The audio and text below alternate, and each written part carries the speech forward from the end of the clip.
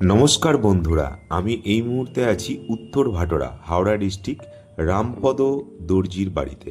ভদ্রলোক হাঁটতে হাঁটতে হঠাৎ করে পড়ে গিয়ে ওনার ঘাড়ে আঘাত খায় এবং আঘাতপ্রাপ্ত হওয়ার পর ওনার সার্ভাইকাল কর্ড ইনজুরি হয়। সার্ভাইকাল কর্ড ইনজুরি হয়ে উনি দেখুন হার্ড কলার পরে বসে রয়েছেন। সার্ভাইকাল কর্ড ইনজুরি হওয়ার পর ওনার দুটো হাতের জোর এবং দুটো পায়ের জোর কমে যায়, চলে যায় এবং ওয়াকিং ডিসঅ্যাবিলিটি অর্থাৎ হাঁটার সময় ভারসাম্যহীন পড়ে। অ্যাজ পার ডক্টর অ্যাডভাইস ওনার এমআরআই করা হয় এবং এমআরআই দেখা গেছে যে ওনার সার্ভাইকালের C3, C4, C5 মধ্যে গ্রেড 1 রেট্রোলিস্থেসিস হয়েছে। অর্থাৎ একটা হাড় আরেকটা হাড়ের ওপর, ভার্টিব্রাগুলো আমাদের ঘাড়ে পরপর ইটের মতো সাজানো থাকে, 7খানা ঘাড়ে ভার্টিব্রা থাকে, একটা হাড় আরেকটা হাড়ের ওপর বসে লাইনচ্যুত হয়েছে, অর্থাৎ সরে গেছে, যে লাইনে থাকে ফলে ডিফিউজ লাইন ডিস্ক থেকে বাল্ক সরে গেছে between C3, C4 and C4, C5 এবং যেটা নার্ভকে ইমপিঞ্চিং করছে।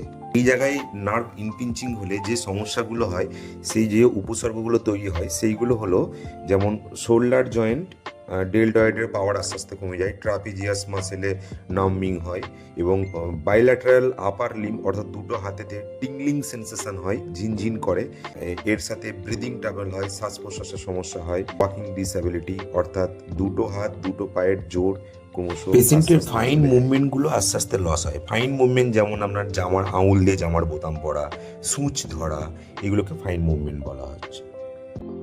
এখন ওনাকে ম্যানুয়ালি PROM অ্যাপ্লাই করা হচ্ছে লেফট আপার লিমে, যেটাকে বলা হচ্ছে passive range of motion exercise.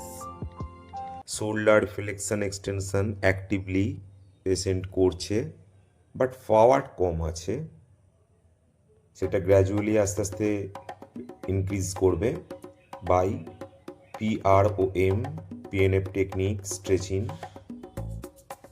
দেখুন অলরেডি পেশেন্ট 27টা সিটিং দেওয়ার পর অ্যাক্টিভলি কীরকম নিজে উনি লাঠি নিয়ে হাঁটছেন। প্রথমে উনি বসতেও পারতেন না, যখন আমি গিয়েছিলাম ফিজিওথেরাপির ফার্স্ট ডে। প্রথমে ওনাকে বসানো প্র্যাকটিস করানো হলো, তারপরে ওনাকে দাঁড় করানো হলো, তারপরে ওনাকে আস্তে আস্তে হাঁটানো স্টার্ট করালো। এখন পেশেন্ট অ্যাক্টিভলি নিজে থেকে হাঁটছেন। আপনারা সবাই সুস্থ থাকবেন, সতর্ক থাকবেন। নমস্কার।